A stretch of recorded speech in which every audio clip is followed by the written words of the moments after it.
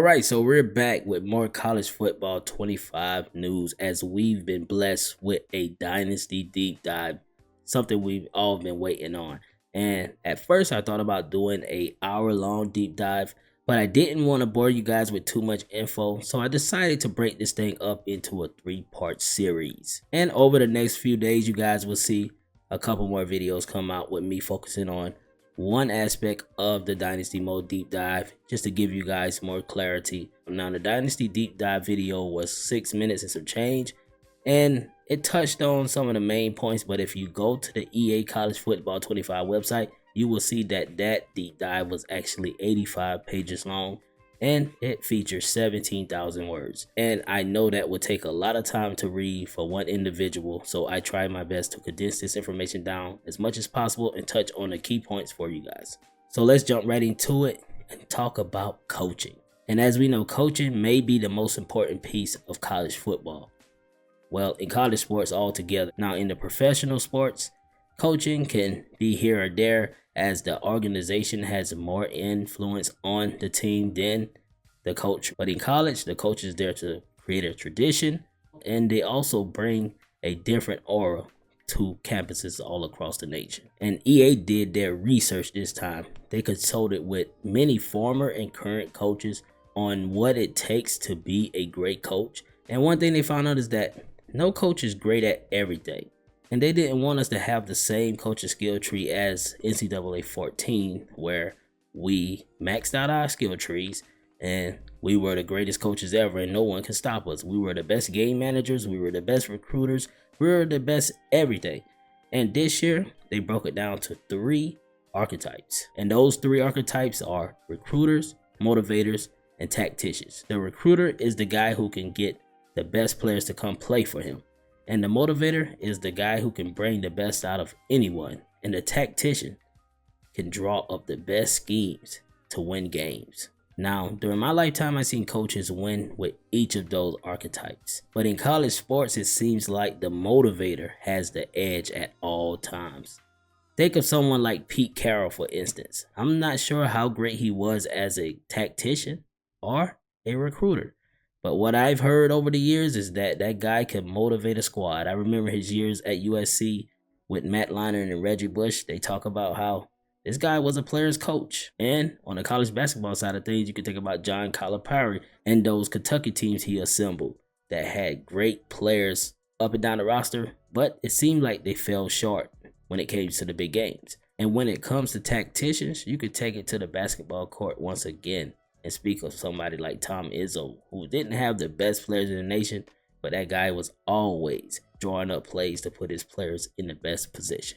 Now, those are the only 3 base archetypes, but in total, there will be 11 total archetypes. And each of those have their own unique abilities that you can apply as you progress as a coach. Once you build your coach and choose that archetype, you're able to progress these coaches by completing goals and milestones throughout their career.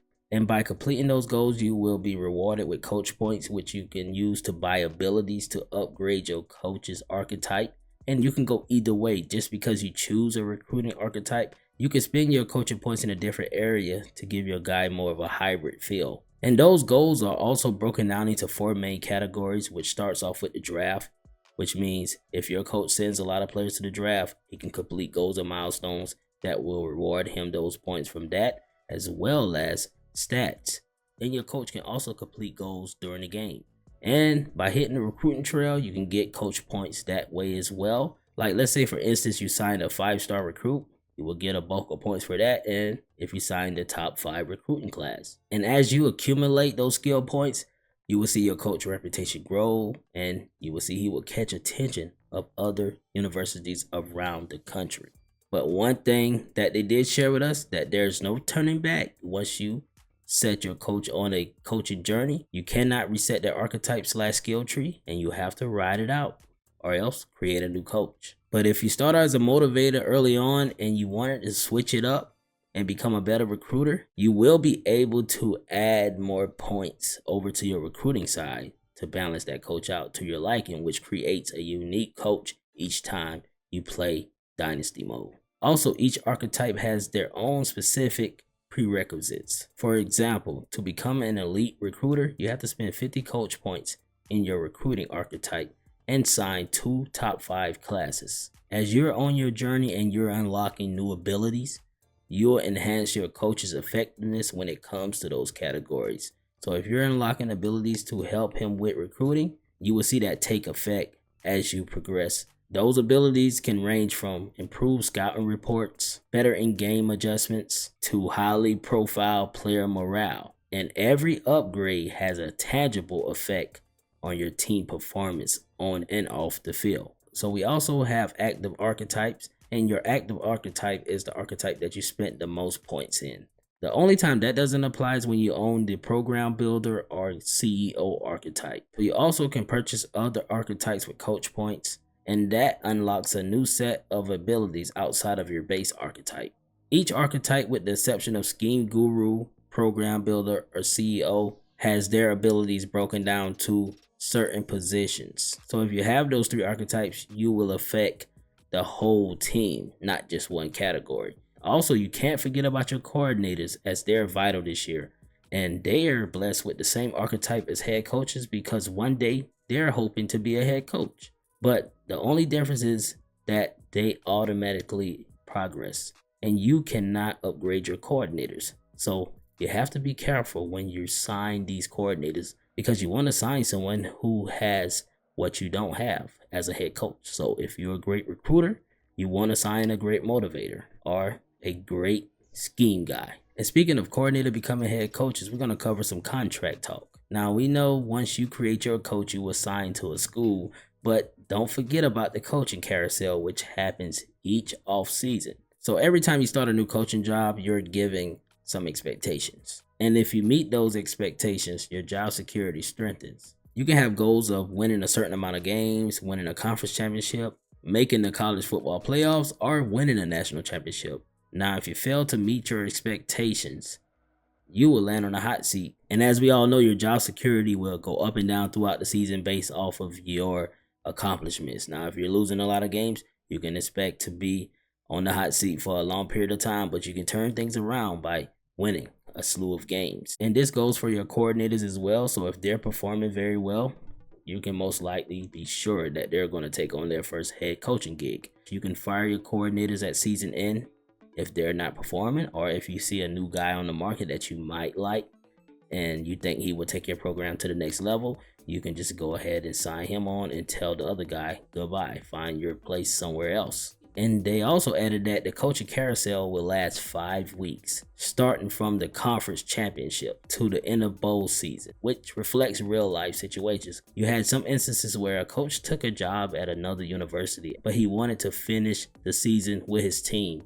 So that will create some great storylines where you will ride off into the sunset with your senior QB and going on to your next job while he goes on to the NFL. And during the coaching carousel, you will see interests come from universities that feel like you will be a perfect fit for their school based off of what you offer as a head coach, going all the way back to your archetype. Something as simple as not fitting the play style of a school will lead to you not getting an offer from that university. I like that they took in consideration that high-profile coaches leave high-profile jobs to take on other high-profile jobs. And that creates a crazy domino effect, which opens the door for a budding new coach to get into his dream job and prove his worth. And that gives your coordinators opportunities as well as yourself to head to a new institution. And one thing I like about the 5-week span that you have in the coaching carousel is that just because you didn't receive an offer in week 1, it doesn't mean that you won't receive an offer in the upcoming weeks, because teams are always losing coordinators and head coaches, and you may receive your first offer in week 4 or 5 to a university that you were least expecting. Now, just because you sign an extension with your current team, it doesn't mean you have to stay there. Now, if that big offer comes up, you can head to your new university. And for your coordinators, they are automatically signed to 2-year contracts. And after year 1, they can option to take a new job, or you can fire them. And what also makes coaching carousel crazy is that each school has their own persona, which determines what they're looking for in a coach. And some schools focus on schemes, and they want a coach who runs a specific offense or defense. And you have some schools that are looking for certain archetypes. And some programs want coaches who have connections to certain pipelines. And you have schools that focus on coach prestige. And you also have universities looking for coaches who are on a certain level, which they equate to the higher the level, the more powerful the coach is, and the more abilities he brings to the table. And that's all I have for the coaching deep dive. I hope this information serves you guys well, and look forward to my next deep dive, which will cover the recruiting aspect of the Dynasty Mode deep dive. And we're going to tackle some of that information as well, and hope to condense it just like I did here. And if you enjoyed this video and interested in more updates, don't forget to subscribe to the channel and hit the notification bell. And I'll see you guys next time with another update. Peace.